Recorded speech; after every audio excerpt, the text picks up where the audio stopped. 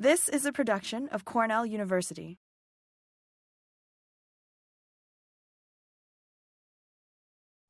Such a pleasure to be speaking to this bright room.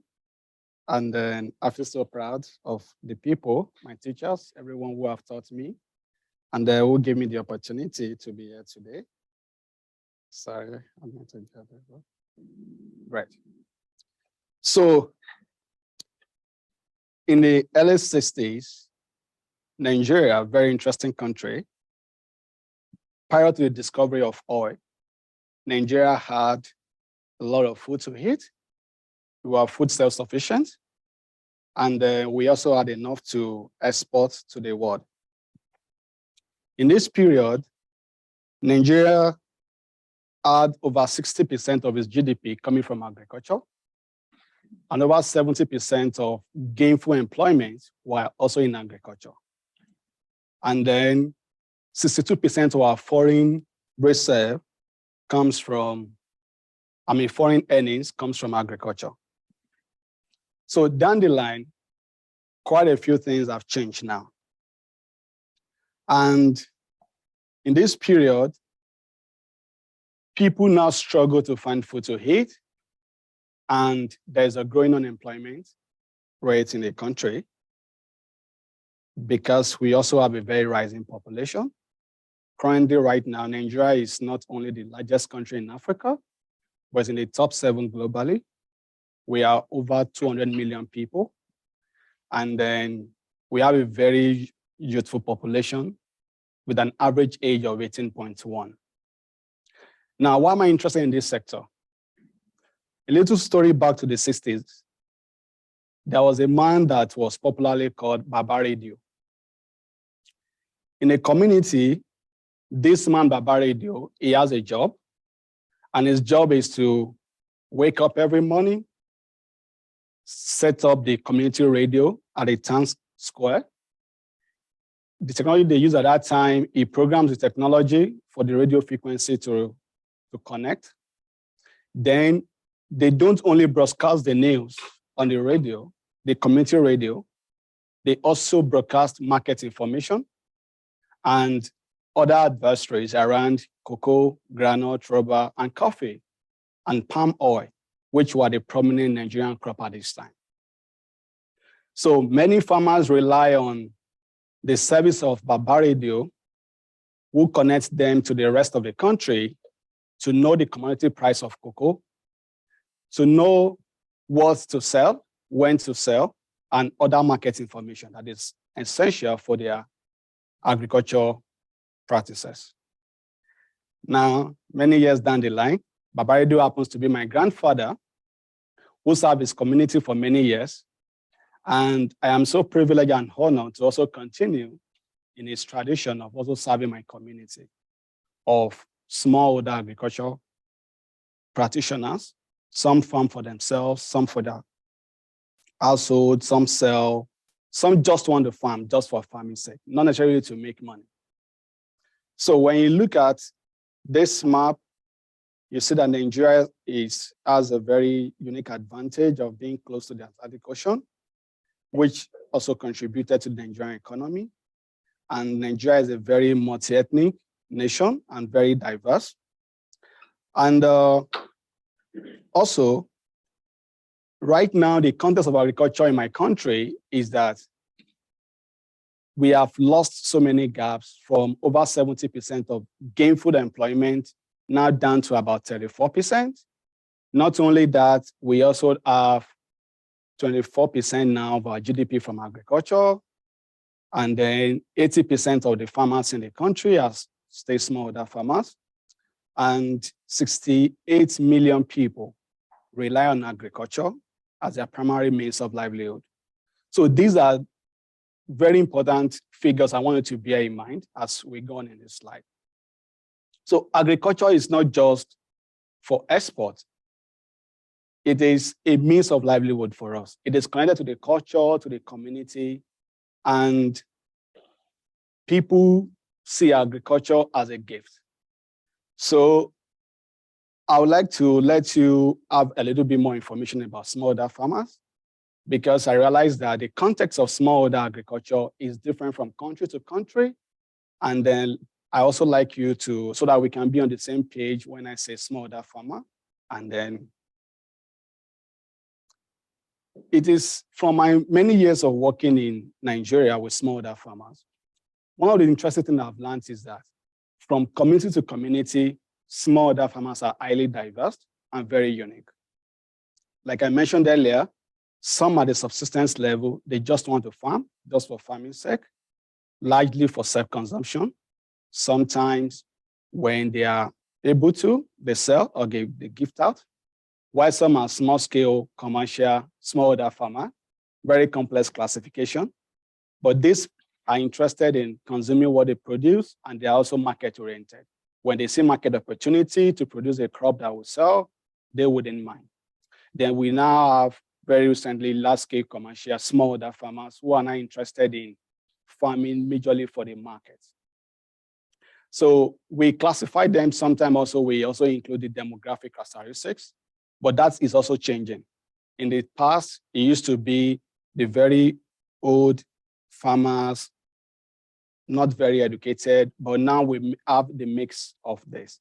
It is common to have bankers in Nigeria who are in agriculture, who have farms and probably want to sell or want to eat.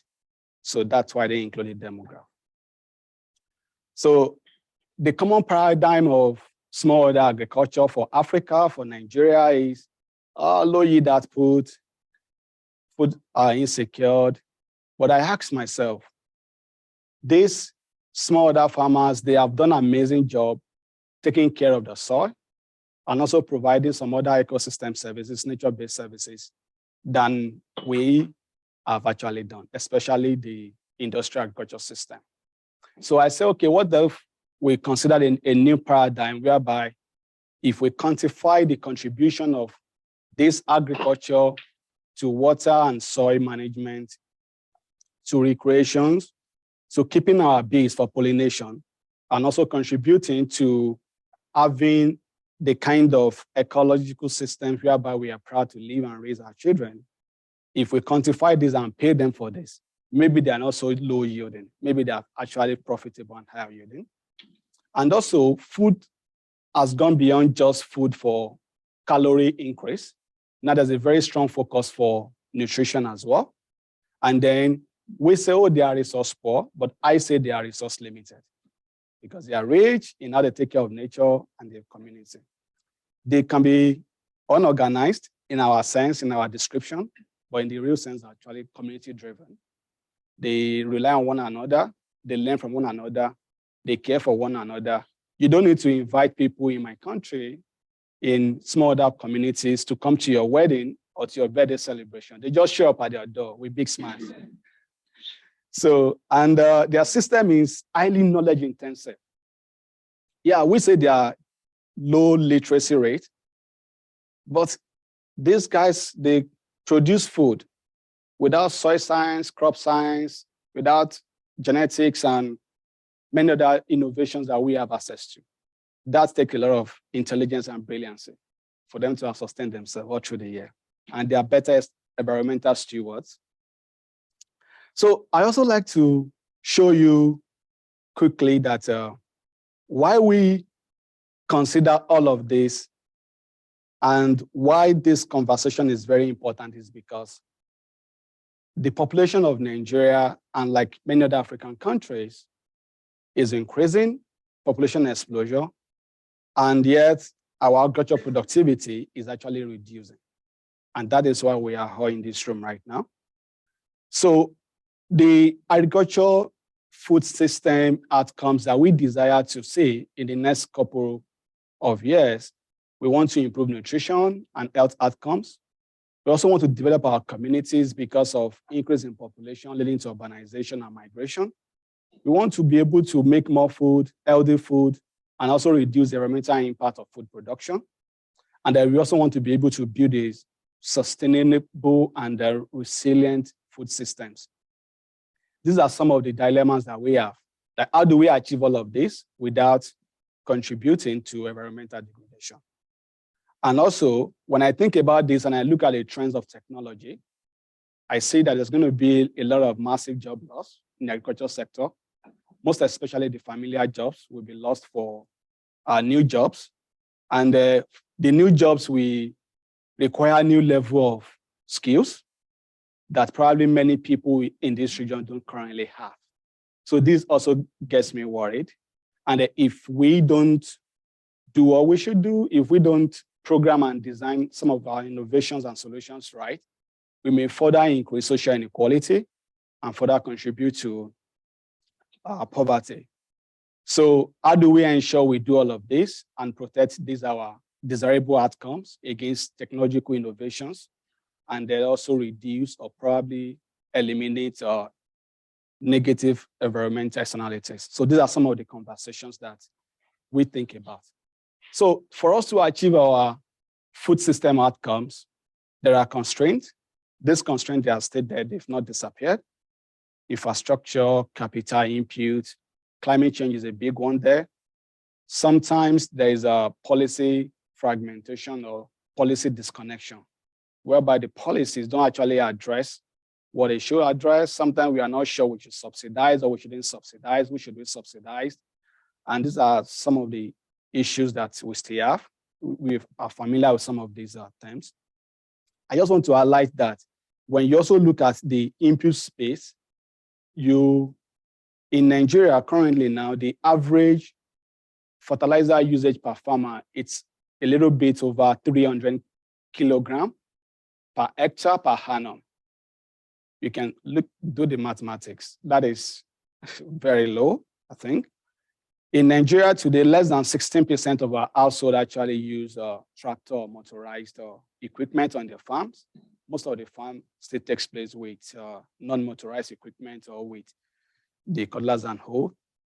And also, only 6% of our farmers currently have access to irrigation facility.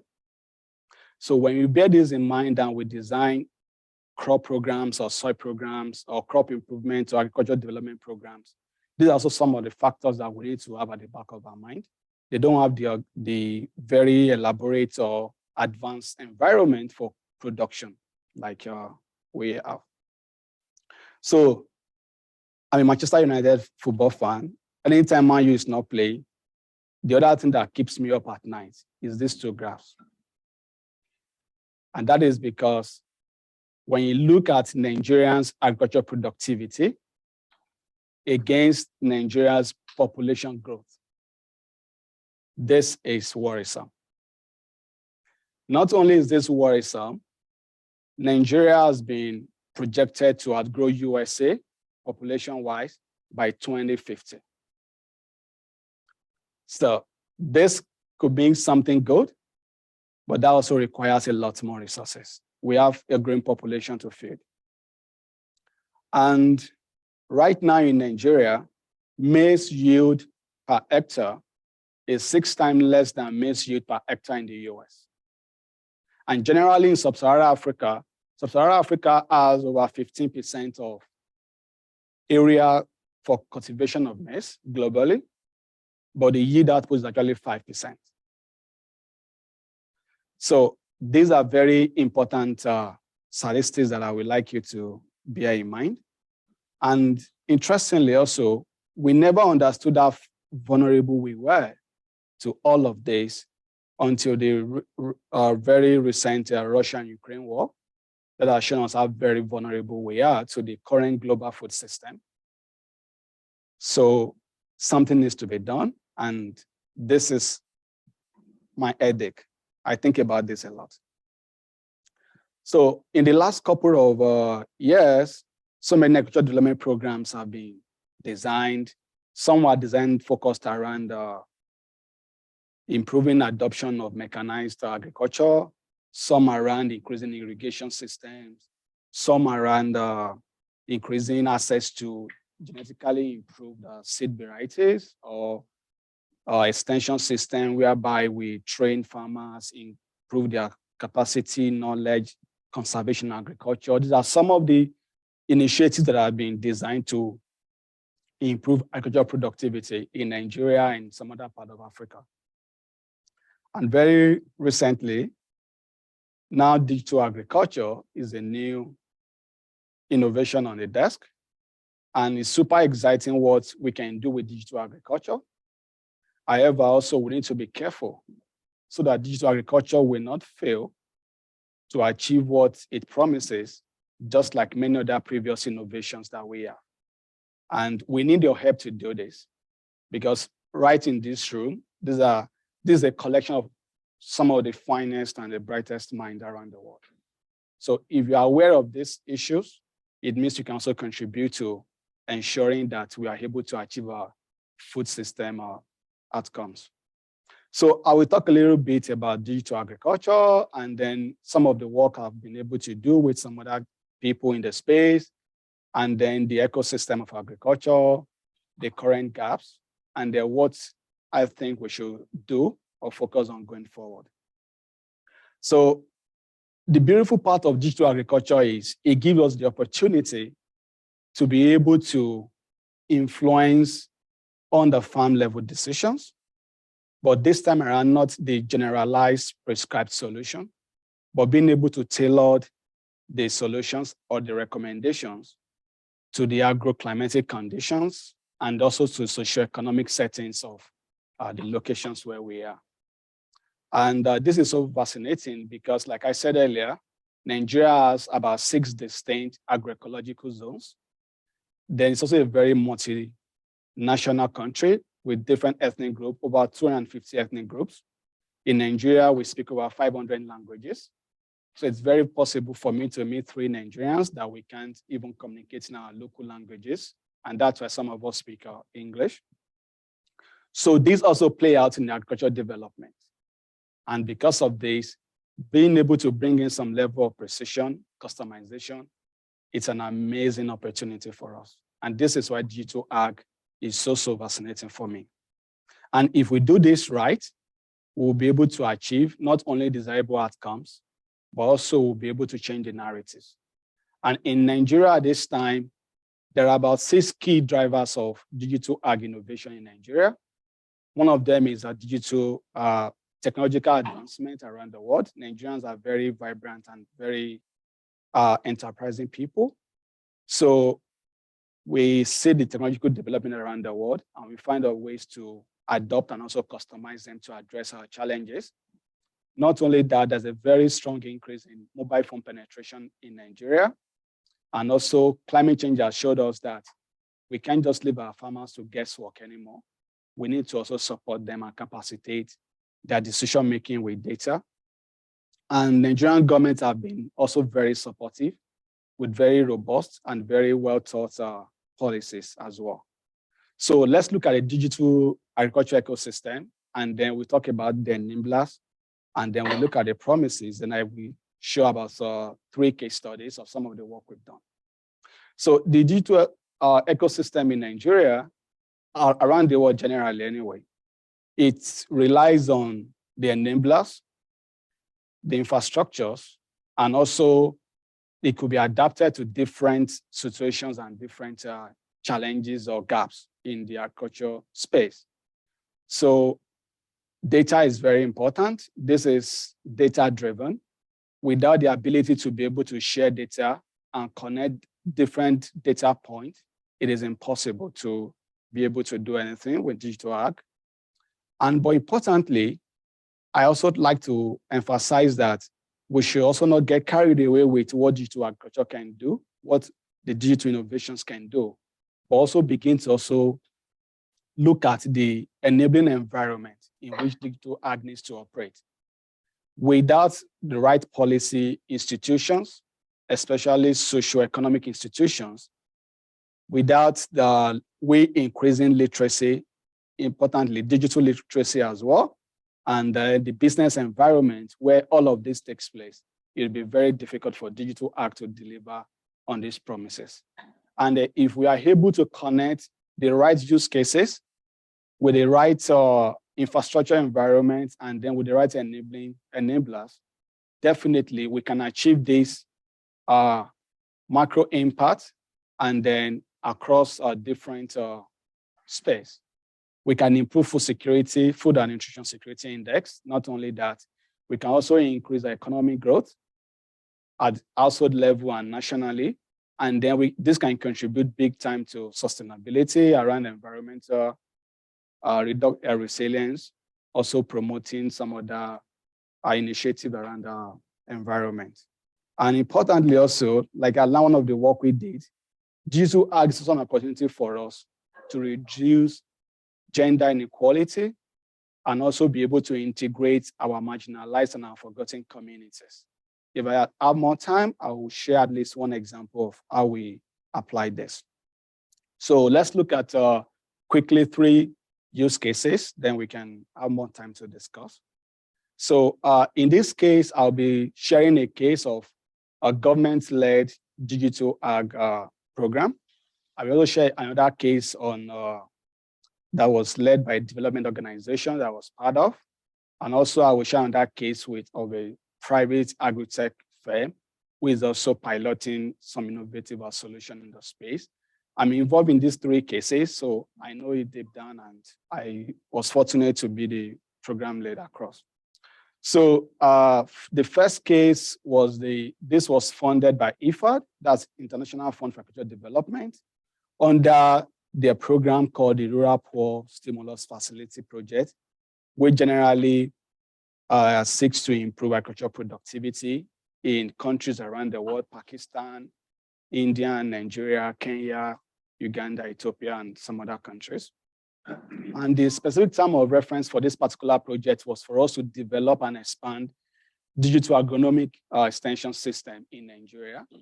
And then the objective was for us to reduce the impact of the COVID-19 pandemic on domestic food supply. Even though there is a reduction in our agricultural productivity in Nigeria, in the urban areas, over 34% of the food supply still comes from the smallholder agriculture. And in the rural area, up to 70% of their food comes from their production activity. So this is a very important project. And I also like to mention that extension services in Nigeria and many other parts of Africa, it's not like in the US, that the university are so connected to the extension system and farmers have access to extension system. Currently in Nigeria, less than 25% of our farmers have access to extension service.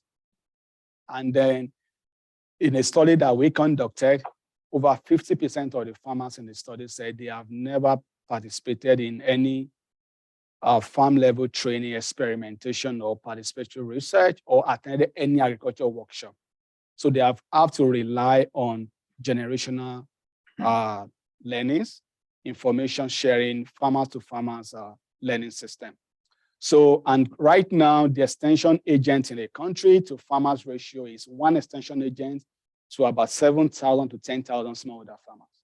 So it's impossible. No one can make anything good out of that. The figure is this one. So this is how very important this is for us. So like I mentioned earlier about the digital environment, that infrastructure that needs to be in place, the enabling environment for digital ag to deliver at scale, we were able to characterize the space and look for the available infrastructure we could leverage. So we realized that mobile phone penetration is still very low. I mean, internet-enabled mobile phone.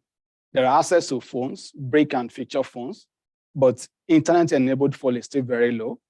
So we developed a system that is compatible with non-internet enabled phone, feature phones. And then not only that, we also focused on being able to communicate with the farmers in their own languages. So we developed our digital extension systems and translated all the content, excuse me, to local languages. Excuse me.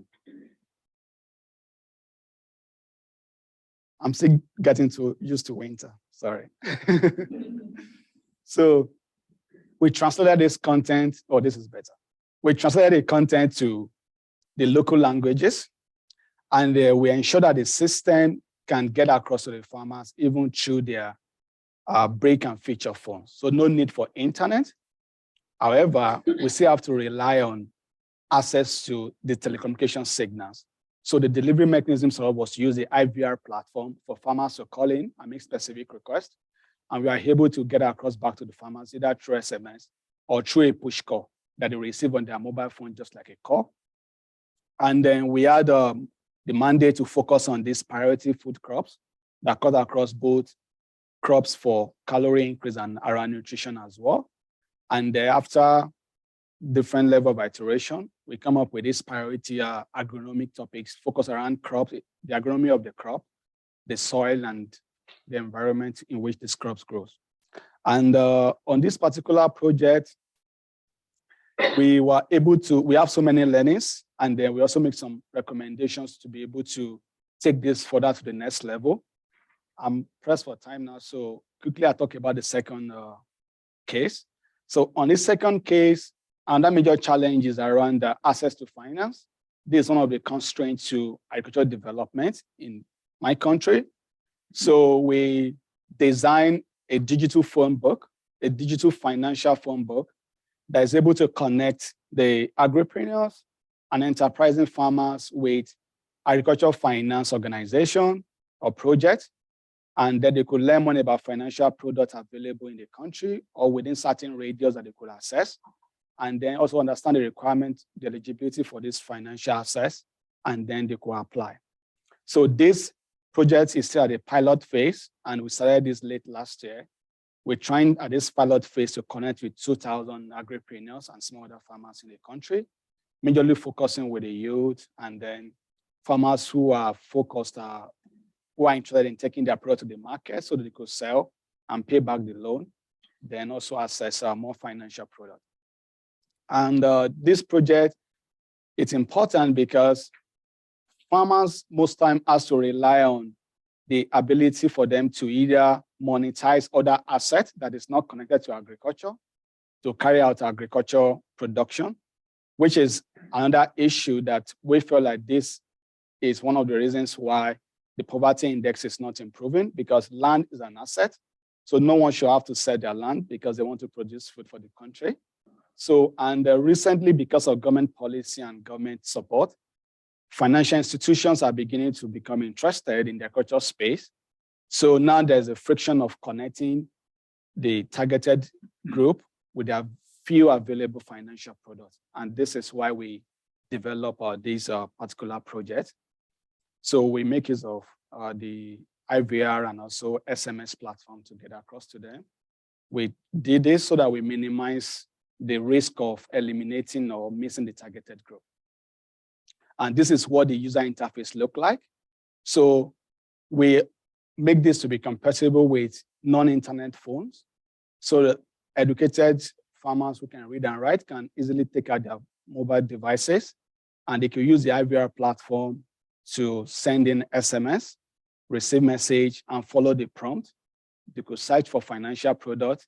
They could learn about the financial products and see which they are qualified for and the requirements.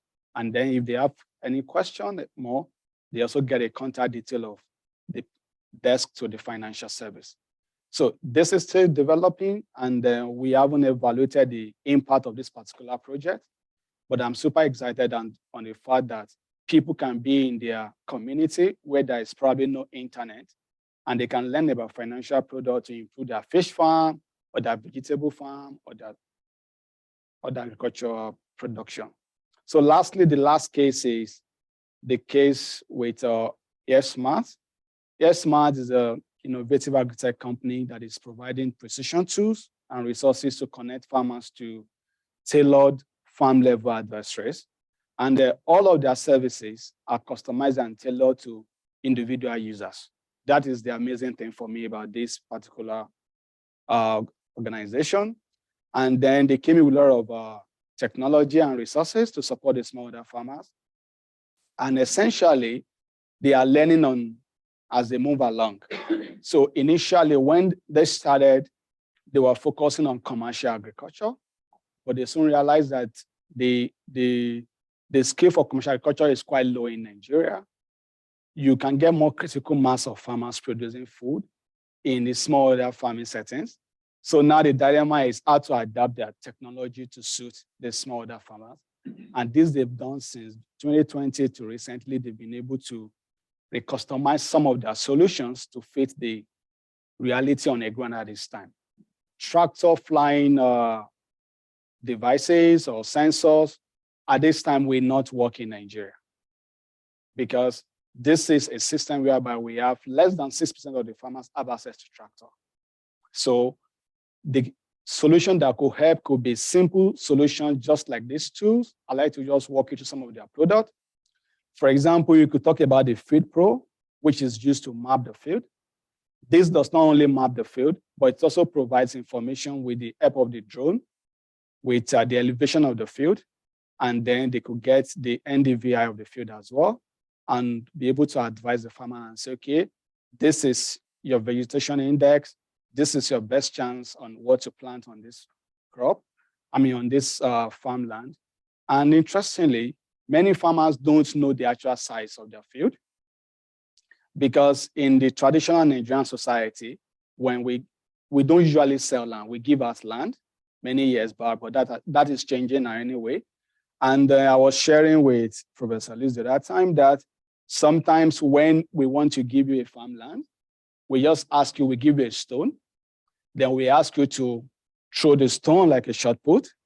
So the farthest your stone can reach, wherever it stops, and that is your farm.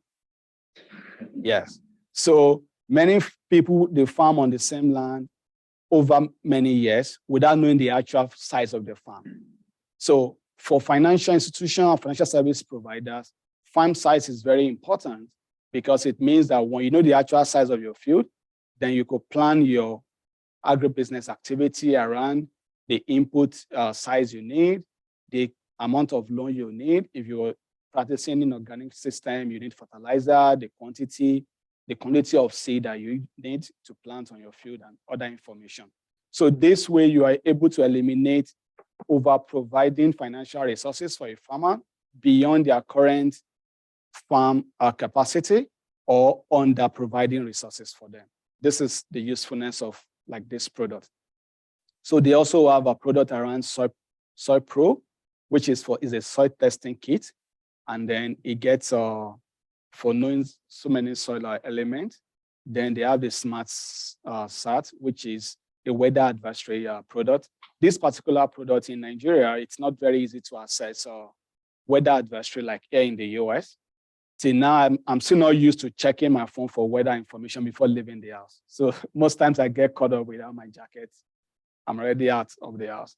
So it's a novel product and super useful, because now farmers can be advised over a couple of weeks to months on the climatic conditions, when there's going to be rainfall, if there's going to be a drought spell, and that they can plan their farm accordingly. I have participated, very funnily, in 2019, I was doing a project at this time, and this particular group of farmers, they planted their crop. Then there was a cessation of the rainfall. There was a dry spell for about 3 weeks. And this was just right after seedling and transplanting of the tomato seedlings. So we gather at the community square, and we have to pray to God to give us rain. So it's funny, I participated in the prayer section as part of solidarity, but I understand that we could have averted this loss if we have weather advisory information. So this is why it's important that this kind of simple digital ag innovations, they might not be a big deal tool here in the US, but in the context of our farmers, to increase their productivity, they are very useful tools. So the application, I think, for you as a soil scientist and crop specialist could be the big innovations that we develop for the super big ag. Maybe there's a way we could also find a ways to make this product flexible and useful for the smallholder farming context.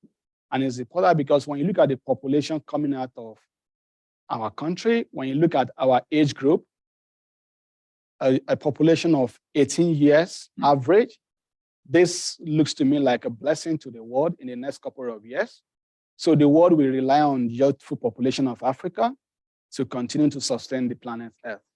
So contributing to the growth and development of young people in this part of the world is actually contributing to our growth and development as well. This is important. So Right now, I just want to show some few gaps in digital agriculture space as I round up my presentation. And as promising as digital agriculture is, it also comes with some challenges, and these are some of the gaps in the space. There's going to be massive loss of jobs, agriculture-related jobs. So I think about this already, and there's going to be new jobs will come on board definitely, but these new jobs will require new skill sets, which currently are missing. So we also need to begin to think about this. And in addition to this also, I have seen it play out on the field that digital agriculture innovations can contribute to social exclusion. And how this can happen, especially for women and resource-limited farmers, because of the cost of procuring digital ag, and also sometimes because of some other socio-cultural reasons. So we must be aware of this. And for us to be able to successfully address social inclusion in access to digital ag, this requires expertise, which could also increase cost of development. So it's also another issue that many of us might not be able to answer on the field that we also needed to think about. And I will come back to this point. So also many of digital ag companies, they're still struggling to find a viable business model that can keep the business to be viable and also scalable. That is because of the price point and also because of the current economic conditions in the space they are targeting. And if we don't encourage this space for the innovators to also look about this space, what is going to happen is innovators for business reasons will focus more on who can pay for the product. And then that will further increase social inequality. So, and I think about this, that most of the time people want to know, oh, how many farmers are you working with? Oh, how many people are you reaching? And sometimes we focus so much on 1 million farmers, 10 million farmers access our solutions. And because of this puts pressure on us as development practitioners. So sometimes it's very easy to sacrifice systematic and incremental development, research, understanding the space and its needs more in order to be able to construct a narrative of, oh, this is scalable and this is impactful at scale. It's a dilemma that we don't usually talk about, but I think we should talk about it because those numbers are not just numbers, they're actually humans. So if we are able to do this and it's useful, even if it's a small group, it is something. And that could be a starting point to make a difference. And public infrastructure is still a very huge issue. Without the right public infrastructure, digital ag is very limited. And we need to be able to increase energy access in our communities. In Nigeria today, only 45% of Nigeria have access to stable electricity. So it is very common for me to call my family and friends in Nigeria and they don't have electricity for hours, sometimes for days. So which means that sometimes farmers can't keep their phones charged, and then it's a challenge, which means that they may not be able to reach them, and decisions on the field don't wait for us. Things are happening, environmental factors are playing out. Also, some other communities are disconnected from markets. Some are also disconnected from other ag services. So we also need the public infrastructure to bridge the gap so that the two ag can deliver on these promises. So if we want to go and make a change and be able to transform our food system, we should think about these numbers and this information I've shared this afternoon. And then we must also think about the enablers, the right policies, the socioeconomic institutions that need to support. Not only that, also infrastructure, not only that, research and development. And I want to emphasize the point on research and development that this time around, this has to be transdisciplinary. These guys know a lot. I have learned so much from smallholder farmers. So if it is transdisciplinary, whereby farmers are not recipients of a solution, but participants in both the development, in the design, development, and the deployment. I think this is going to make a lot of difference because it means they could contribute their knowledge. Some of them, they have knowledge of over 10,000 years that have been passed on to them. If they are able to contribute this, probably some of these products will be so much better than what we currently have. And my argument is not that we should stop developing digital technologies for, excuse me, for the industrial agriculture system. But I'm saying that we should also think about the smallholder farmers because this is a critical mass of people. And there's something that we do in my culture. Not only is it significant for us to dress like this when we are very happy, but also there's a very strong element of our dressing. And this is the cap. But there's something that people don't know about this cap that makes this cap very special. Depending on how you put on this cap, it sells different message. When I wear this cap this way, and I style it this way on my dressing, for people who understand the fashion design and the science behind this cap, it means that I am an eligible bachelor. I'm probably looking for a suitor because of the way it is styled to the right side. But this same cap is flexible enough, amenable, that when I bend it to this side and I style it this way, it means I am off the market. I'm not eligible. So this flexibility about this cap makes it so beautiful and useful in diverse settings. This can also be digital ag. Digital ag can be for the big farmers, for the medium farmers, and even for the small farmers.